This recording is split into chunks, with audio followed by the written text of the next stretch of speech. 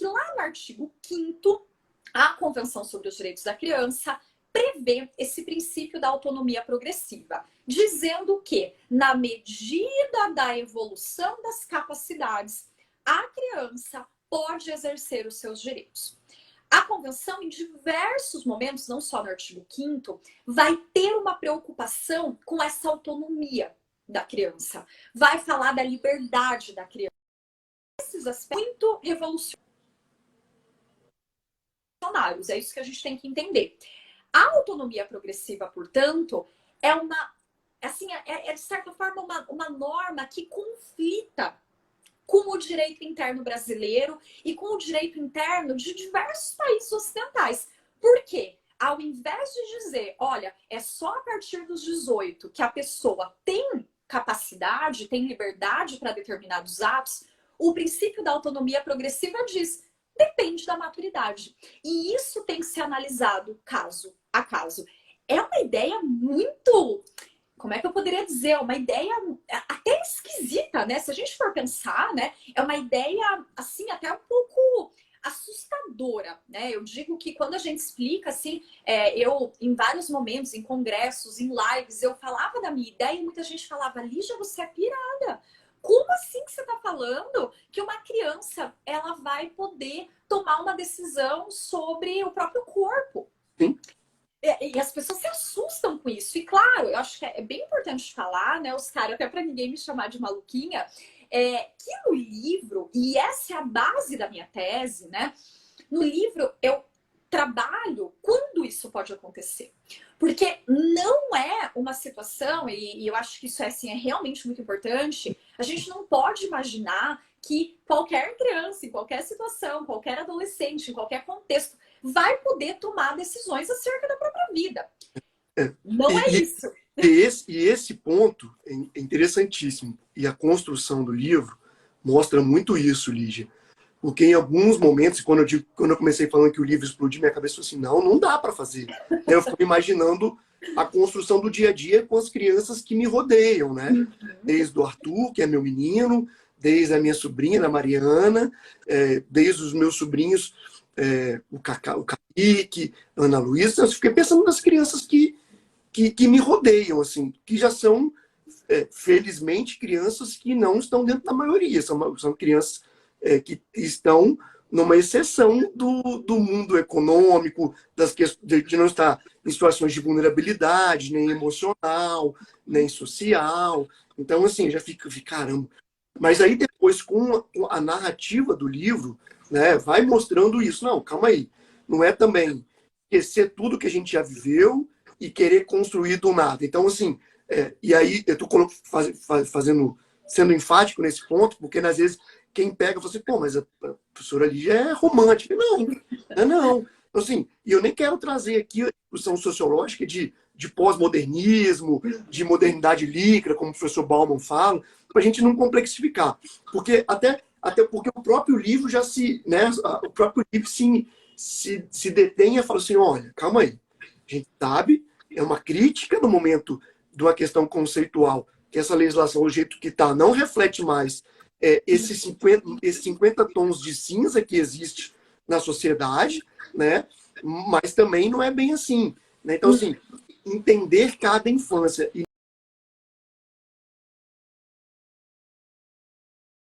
E aí, para evoluir, eu nem quero tecer muitos comentários sobre a convenção, mas quero trazer para o nosso direito interno. Né? O Estatuto da Criança e do Adolescente, depois da Constituição, né? Principalmente lá no artigo 227, o ECA é a nossa principal matriz jurídica de 1990. E aí, o que a gente vê no senso comum, né, Lígia? A pessoa falou assim, não, mas o ECA trouxe muito direito para as crianças e nenhum dever. Aí, a gente faz uma comparação do artigo 227 da Constituição com o artigo 4º do ECA, por exemplo. Você vê assim, ó, não tem nenhum direito a mais aqui, não me mostra um direito a mais que tem no ECA em relação à Constituição.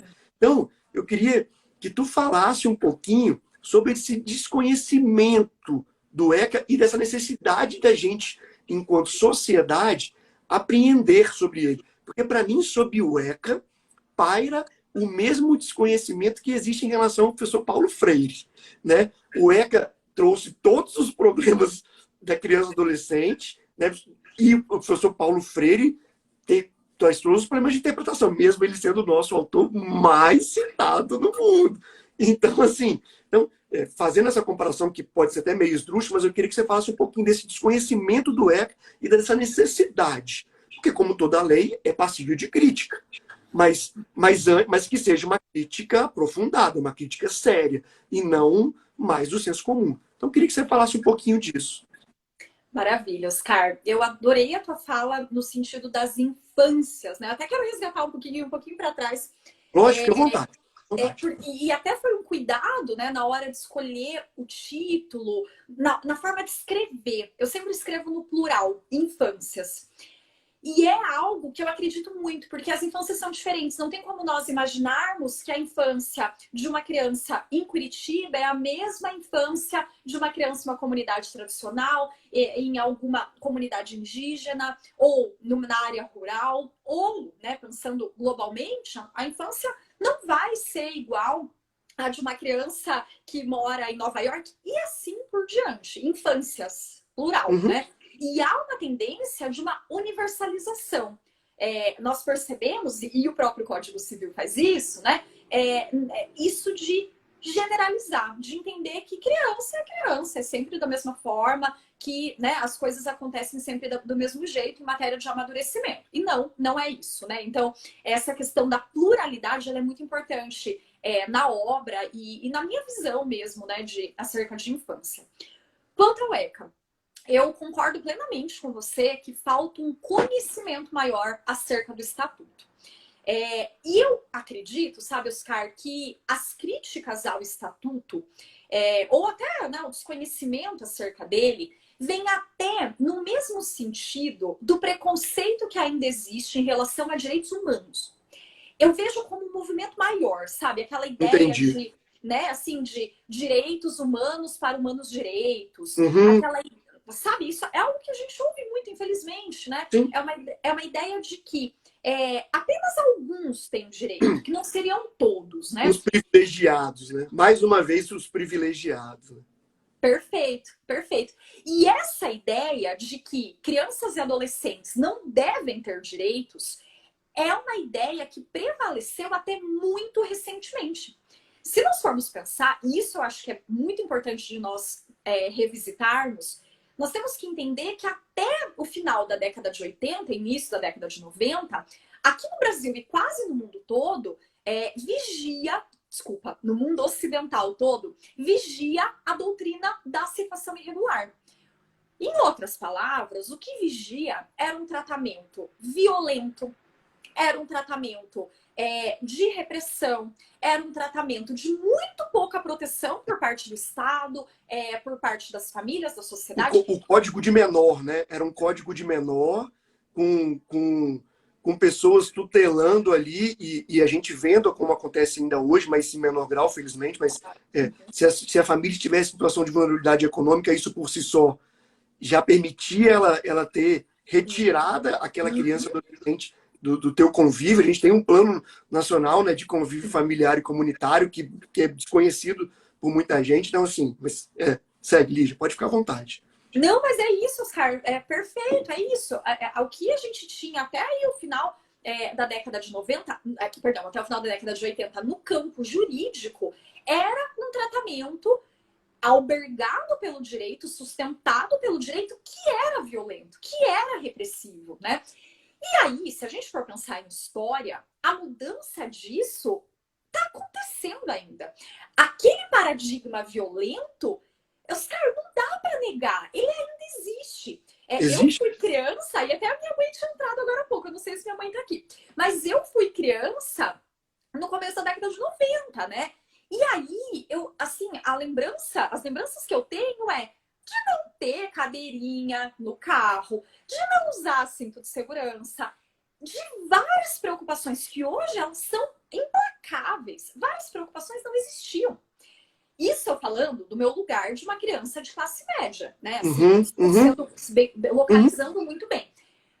Quando quando eu vejo a infância dos meus sobrinhos, nascidos agora, anos 2000 e tanto, eu vejo uma outra infância. Também crianças de classe média. Eu vejo uma infância muito protegida, eu vejo pais que têm toda uma preocupação com a segurança no carro, a segurança no alimento, enfim, né? A gente percebe que hoje é uma tendência nas famílias urbanas de classe média de dar tudo que podem para os filhos, de assim, né, de levar muito em conta o melhor para os filhos. Isso a minha mãe falou. Estou aqui, Oscar, olha, ela tá ali. Ela tá ali, eu não posso nem falar assim, né, contar causos da minha infância, porque, né, senão eu vou ouvir da minha mãe depois, Oscar. Mas o fato é que essa é uma mudança entre a infância que eu tive, que meus irmãos tiveram, e a infância dos meus sobrinhos é uma mudança muito recente.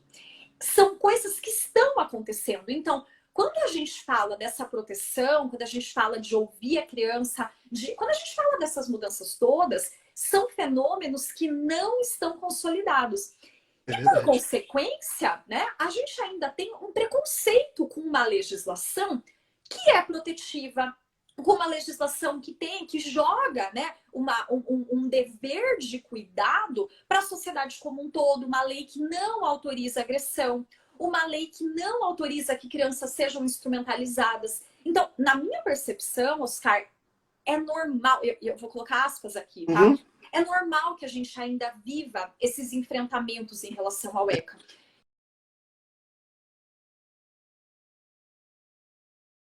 E para não ficar nesse debate que não evolui, eu queria que tu pegasse e falasse um pouco disso, assim, de como, acho que vai voltar um pouquinho, mas é importante, de quanto a sociedade é adultocêntrica, né? Então, eu queria pegar um pouquinho disso, porque isso também me colocou assim, caramba, isso é muito verdade. Eu fiz a primeira relação de Paulo Freire com ECA, né?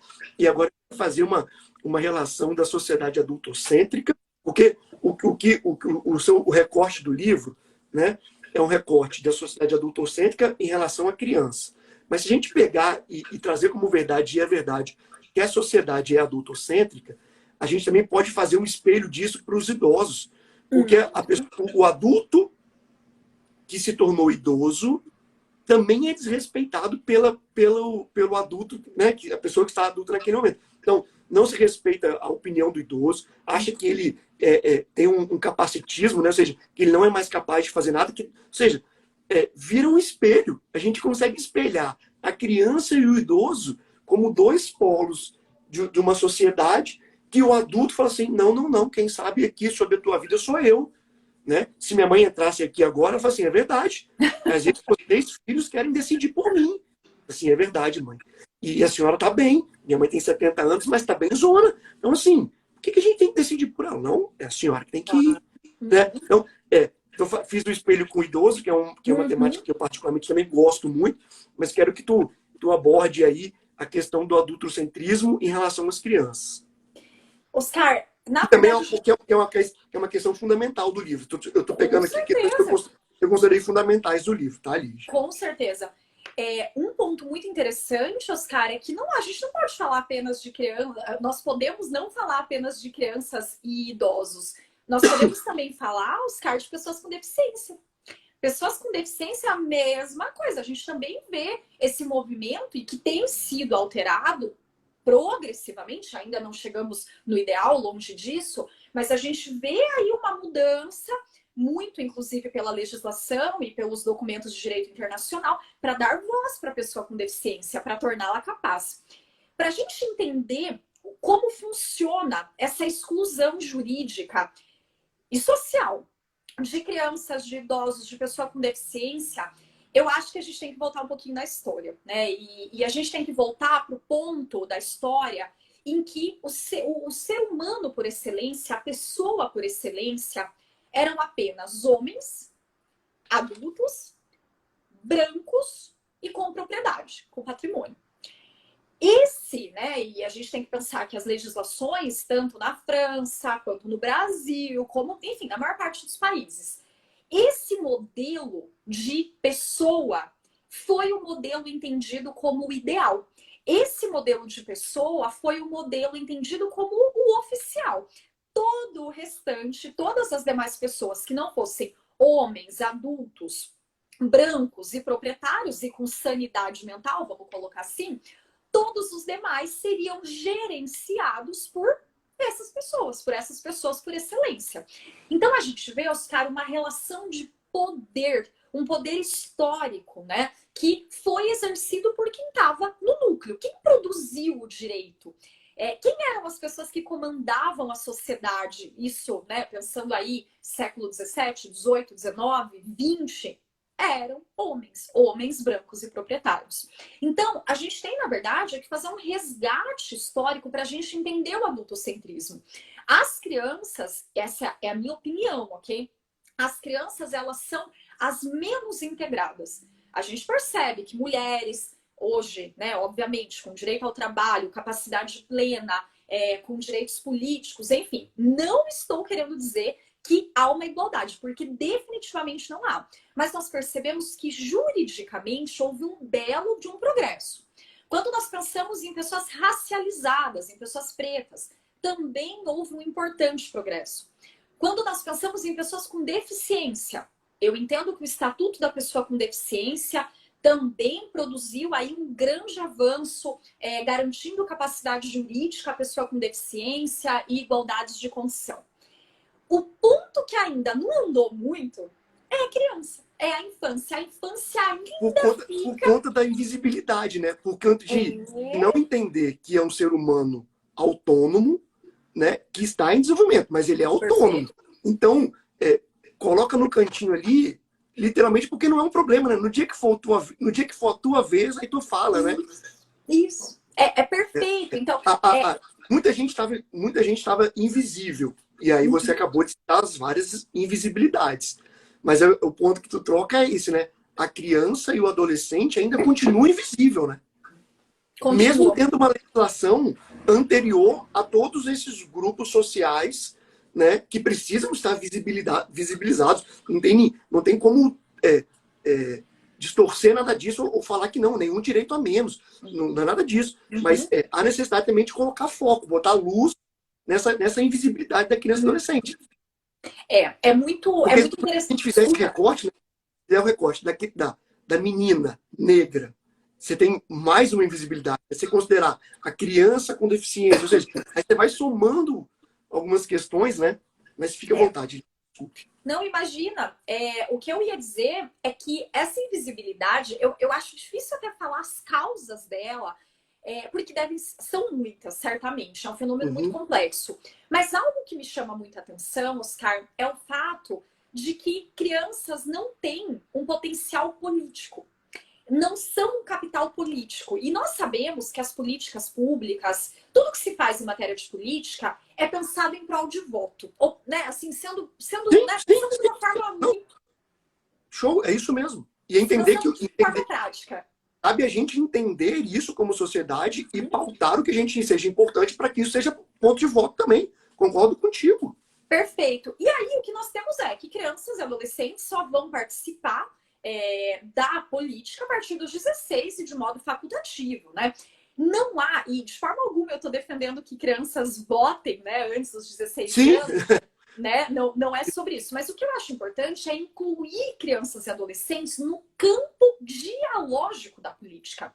É permitir que crianças e adolescentes possam trazer também as suas necessidades enquanto seres completos, enquanto pessoas que são, sim, né, completas, que não estão esperando uma determinada idade para que comecem a ter uma vida e necessidades e desejos. Então, eu entendo que integrar crianças e adolescentes no campo político, e de novo, deliberativo, não no sentido de urna, de votar, isso teria uma importância muito grande para dar uma maior visibilidade.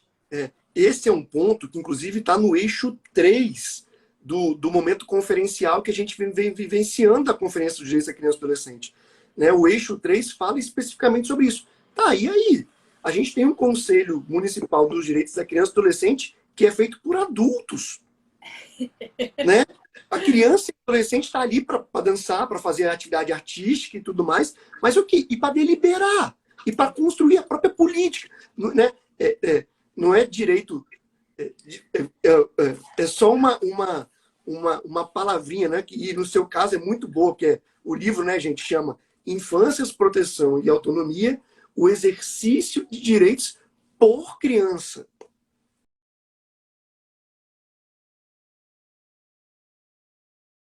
A gente tem uma dificuldade como adultos, eu falo, né, de uma forma global, em ouvir, em atender, em conhecer as necessidades. E é um fruto do adultocentrismo, é o fruto dessa compreensão de que criança não fala. E até eu sempre gosto de dizer, né, que infância é infante ao que não fala, né? E isso é muito interessante, a gente pensar que essa como tecnologia aluno é aquele que não tem luz. não tem conhecimento. Então, assim, pô, chamar alguém de aluno para mim pô, a pessoa que não tem luz tá louco, né? Infância, você pontua isso no livro, que para mim foi um aprendizado muito interessante, assim, o infante é o que não fala, que não tem, não vocaliza. Isso é muito interessante, Lígia.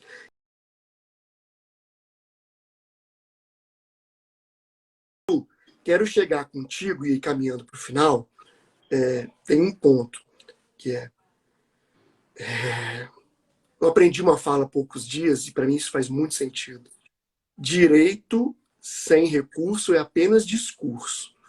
Então, quando a Constituição determina que a política da criança e adolescente é prioridade absoluta, é escolher entre assaltar uma rua ou melhorar a condição da escola, melhorar a condição do posto de saúde, ampliar as campanhas de vacinação, que na nossa época era um orgulho, né, do nosso país. Né? Se tua mãe está aí, sua mãe vivenciou, a minha vivenciou, amigos ou parentes que tiveram doenças gravíssimas, como poliomielite, etc., que está voltando. Então, queria que tu falasse, Lígia, da importância, e aí, com apelo sobre os direitos humanos, até o de primeira e segunda geração, assim, o direito à vida, direito à saúde, à assistência à educação. Vocaliza isso para a gente ouvir, por favor. Ótimo. Eu acho que essa frase ela é incrível, Oscar. Eu adorei essa frase e vou começar a usá-la. Tem uma frase muito parecida de um autor que chama Michael Freeman. E a frase dele é um pouquinho diferente, mas a mensagem é a mesma. Que é assim: direito sem remédio é apenas... Ai, puxa, me fugiu. Direito sem remédios tá no livro. Mas basicamente ele tá falando, olha, se não tiver como exercer o direito, o que você tem é apenas um discurso, né? Aqui tomando a tua fala. E é isso mesmo, né? E aí a gente tem que pensar, Oscar, na ideia de uma prioridade absoluta. Isso que você colocou. Não tem como nós acreditarmos que no Brasil vai ter recurso para tudo, porque simplesmente não tem. A ideia de reserva do possível, essa ideia de que o cobertor é curto e as necessidades são muitas. Quando a nossa Constituição e o ECA afirmam que crianças e adolescentes têm uma prioridade absoluta, por que é assim? Né? É assim porque nós estamos falando das pessoas mais vulneráveis da sociedade. Nós estamos falando das pessoas que mais sofrem com guerra, das pessoas que mais sofrem com a fome. São as pessoas mais vulneráveis, em virtude aí desse desenvolvimento biopsíquico que está acontecendo. Então, a ideia de uma prioridade absoluta, ela deve nortear a política, deve nortear a legislação, deve nortear para quê? Para que haja essa priorização de fato em matéria de direitos fundamentais. E aí a gente está falando dos direitos fundamentais de primeira dimensão e também de segunda, né? Estamos falando de um direito à vida, estamos falando de um direito à liberdade, mas estamos falando também de um direito à saúde, educação, moradia, enfim. A grande verdade é que na prática, e eu retomo, né, repito aí algo que eu falei há pouco, na prática isso não é bem assim. Essa prioridade absoluta, infelizmente, a gente não percebe ela nos atos concretos da política. Você trouxe dados agora há pouco incríveis, né, que mostram o quanto essa ideia de prioridade absoluta, ela tá, assim, muito... Quem foi o último a ser vacinado, né? Quem foram os últimos a serem vacinados do Covid? Quem foram? É isso. A gente percebe que não é bem por aí, né? Que essa prioridade ela não se cumpre na realidade. E, na minha O quanto, percepção, o quanto tempo chegou a alimentação que estava na escola para a criança que estava em casa, né? é, Assim, é bem isso, é bem isso. Então a gente percebe, Oscar, de novo, uma necessidade de reformular a ideia de infância para que, de fato, os direitos fundamentais eles sejam garantidos para crianças e adolescentes também, para essas pessoas que não podem ainda defender os seus próprios direitos por si mesmas, porque existem impeditivos para isso.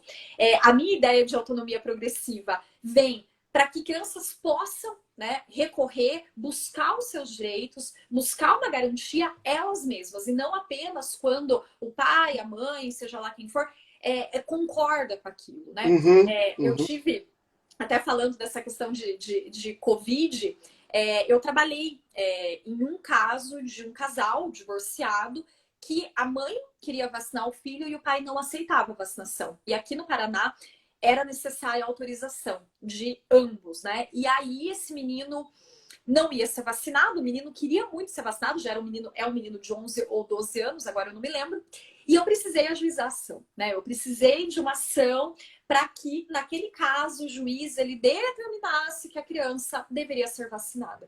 Então, a gente percebe, né, o quanto ainda para as próprias famílias, enquanto eu me choca muito que o Estado do Paraná tenha exigido autorização para que isso fosse feito, né?